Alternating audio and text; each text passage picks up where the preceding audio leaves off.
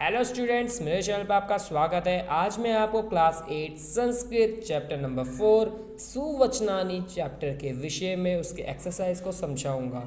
तो इस वीडियो को आपको अंत तक देखना है। यदि वीडियो अच्छी लगे तो इसको शेयर सब्सक्राइब जरूर करें। जैसे कि आप देख रहे हैं, यहाँ पर हमारा पहला प्रश्न है, मंजूषा से उचित पद चुनकर एक पद में उत्तर दीजिए। जैसे कि यहाँ पर शांता मतलब शांति, विद्या मतलब विद्या को, शुष्कई तृणे मतलब सूखे पत्ते या सूखे घास, गौरव मतलब जो आपका यानी गुडविल होती है, ठीक है, यश यानी कि पहला प्रश्न है, सुखार्थी किम त्याजेत, सुखार्थी क्या त्याग करते हैं। इसका आंसर है विद्याम। दूसरा प्रश्न है, बंधनेभ्यः कः मुंचेत, यानी कि बंधने यानी बंधन से कौन मुक्त करता है, शांतः। अगला प्रश्न है, गा दानात् किम प्राप्यात् प्राप्यते, दान से क्या प्राप्त करते हैं, गौरवम यानी कि यश। अगला प्रश्न है, वन गजा कई बलीनः भवन्ति, वन गजा अर्थात हाथी किससे बलीन बलशाली होता है, शुष्कै तृणे। इसका आंसर आपको तब पता चलेगा जब उसके आपको चैप्टर पढ़ा होगा आपने, उसके अर्थ के अनुसार आप इसके उत्तर दे सकते हैं। दूसरे प्रश्न में आते हैं, पूर्ण वाक्य उत्तर देने के पूरे वाक्य में उत्तर दीजिए। सत्संगति ही जनानाम किम किम करोति, अर्थात सत्संगति लोगों के या लोगों का क्या क्या करती है।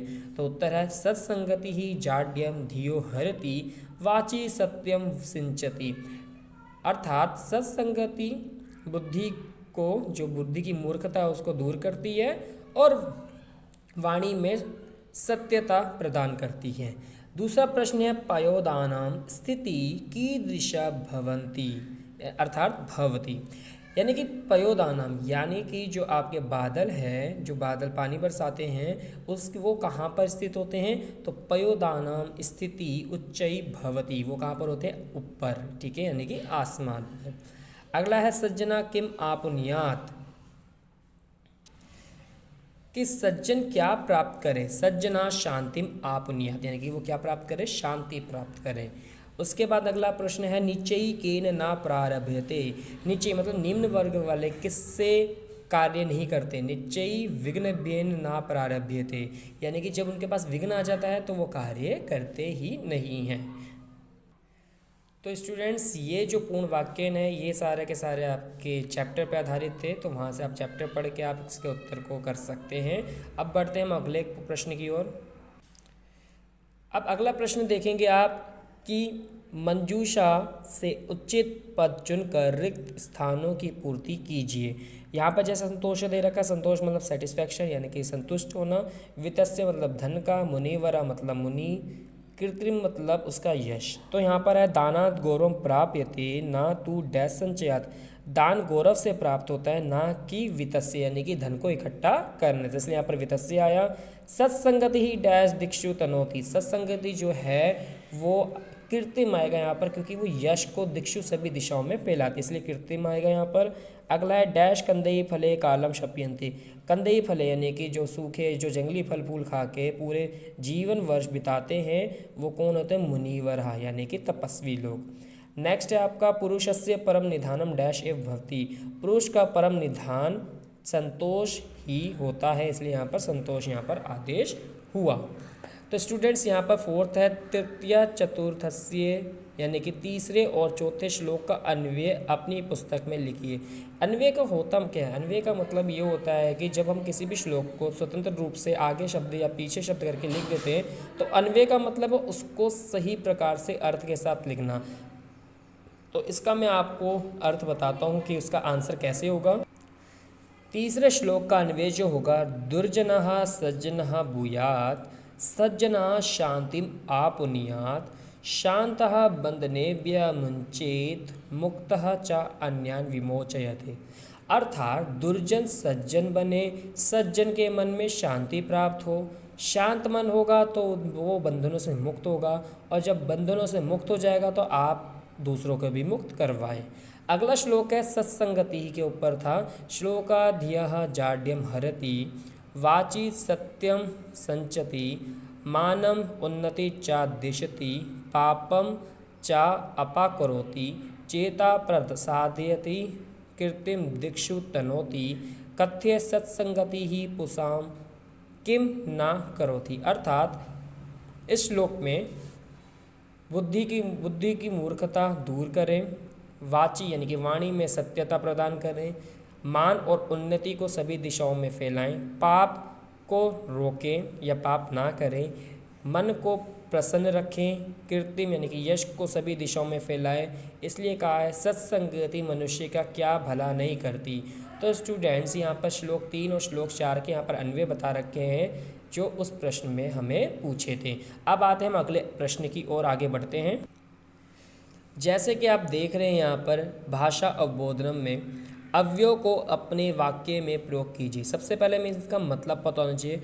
कुता मतलब होता है कहाँ से, तू मतलब तो या फिर हम यूज़ कर सकते हैं, उच्च ही मतलब होता है ज़ोर से, अधा मतलब होता है नीचे और पुनः मतलब फिर। तो कुता के लिए मैंने सेंटेंस बनाया है त्वम कुता आगच्छसि, तुम कहाँ से आए हो या आते हो। तू के लिए बनाया है जिसका मतलब तो होता है सह तू मम मित्रम अस्ति, वह तो मेरा मित्र है। अगला है उच्चई, उच्चई मतलब जोर से या ऊपर भी होता है उसका मतलब, तो मैंने लिखा सिंहहि उच्चई गर्जति, शेर जोर से गरजता है। अगला है अधा, अधा मतलब नीचे, पर्वतस्य अधा नदी वहति, पर्वत के नीचे नदी बहती है। अगला है पुनः मतलब फिर से, या तो इसमें अहम पुनः इदम कार्यम करोमि, मैंने दोबारा या पुनः फिर से यह कार्य किया करता हूँ। तो ऐसे आपको ये सेंटेंस आ जाएंगे बनाने, और सेंटेंस बनाने के लिए आपको अनुमान नियम, कारक नियम, शब्द रूप, धातु रूप ये सब याद होने चाहिए। इसकी वीडियो के डिस्क्रिप्शन की कैसे हम उनको याद कर सके वो मैं आपको डिस्क्रिप्शन बॉक्स में उसका लिंक सेंड कर दूंगा। आप वहाँ पर उस वीडियो को देख के आगे इन सेंटेंसों को बनाना सीख सकते हैं। नेक्स्ट है आपका निम्नलिखित वाक्यों को विधिलिंग लकार में परिवर्तित कीजिए। जैसे कि मैं पहले भी बता चुका हूँ स्टूडेंट्स कि आपको जब भी विधिलिंग लकार चेंज करना हो या कोई भी लकार चेंज करना हो तो आपकी सिर्फ और सिर्फ क्या चेंज होएगी, क्रिया, बाकी सब एज इट इज़ रहेगा। जैसे विद्यार्थी सुखम त्यजति, तो त्यजति को चेंज करना है, सेम उसी का पुरुष जो भी प्रथम पुरुष एक वचन है वैसे ही आपको विधिलिंग लकार में जाना, प्रथम पुरुष एक वचन लगाना है। विद्यार्थी सुखम त्यजेत हो जाएगा उत्तर। अगला ते शत वर्षाणी आजीवन, यहाँ पर भी आपको ये देखना है ये जौन से भी प्रथम पुरुष का बहुवचन है तो वहाँ पर जाकर प्रथम पुरुष का बहुवचन लगा देंगे, ते शीत वर्षाणी जीवेयु। अगला है पयोधिनाम अदा स्थिति अस्ति। अब देखिए ये प्रथम पुरुष का एक वचन है तो वहाँ पर भी आप प्रथम पुरुष का एक वचन लगा देंगे, पयोधिनाम अदा स्थिति स्यात्। नेक्स्ट है वयम आपणम गमिष्यामः, ये गमिष्यामः जो है उत्तम पुरुष का बहुवचन होता है तो वहाँ पर जाकर आप उत्तम पुरुष का बहुवचन लगाएंगे विधिलिंग लकार में, वयम आपणम गच्छेम। नेक्स्ट है आपका तौ बुद्धिमन्तौ आस्ताम, आस्ताम जो है वो प्रथम पुरुष का द्विवचन है तो वहाँ पर जाकर प्रथम पुरुष का द्विवचन लगाएंगे विधिलिंग लकार में, तो तौ बुद्धिमन्तौ से आताम। देखिए स्टूडेंट्स इसको करने के लिए अगर आपको यदि इसके अर्थ भी नहीं पता है लेकिन आपको विधिलिंग लकार आता है तो आप उसको उसमें जाके चेंज करके आराम से कर सकते हैं। अगला है आपका शब्द अर्थ मेलनम कुरुत, ठीक है, यानी कि शब्द को अर्थ से मिलाइए। पुंसाम, जैसे कि पुंसाम का मतलब होता है मनुष्यों का, संचयात अर्थात इकट्ठा करने से, निधानम अर्थात खजाना, वाची मतलब वाणी में, और तनोती मतलब फैलता है। इस प्रकार से ये आपके हो जाएंगे। अब बढ़ते हैं अगले प्रश्न की ओर। अगला प्रश्न है हमारा संस्कृतेन अनुवादम कुरुत, यानी संस्कृत में अनुवाद कीजिए। तो स्टूडेंट्स इसमें आपको क्या करना है, जैसे मैं पहले भी बता चुका हूँ आपको शब्द रूप, धातु रूप, अनुमान नियम, कारक नियम आने चाहिए और उसकी वीडियो में बना चुका हूँ, वो आप डिस्क्रिप्शन बॉक्स में उसका लिंक देख सकते हैं। संस्कृत वीडियो में जाके आप सारी वीडियो देख सकते हैं जिससे आप ट्रांसलेट करने में आपको ईजी हो सके।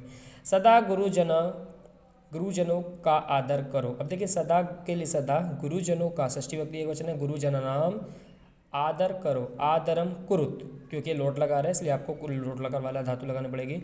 ग्रीष्म काल में धूप में मत खेलो। अब ग्रीष्म काल सप्तमी विभक्ति एक वचन, ग्रीष्म काले, धूप में सप्तमी विभक्ति एक वचन, धूप को आतप बोलते तो आतपे, मत मतलब माँ ये अव्यय शब्द हो गया, खेलो ये भी आपका लोट लगा हो जाएगा तो क्रीड।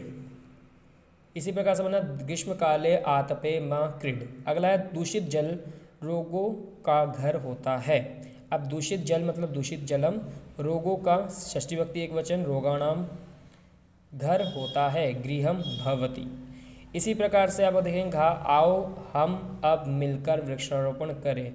आओ जो है वो आप ये लोट लकार का है तो आगच्छत हो जाएगा।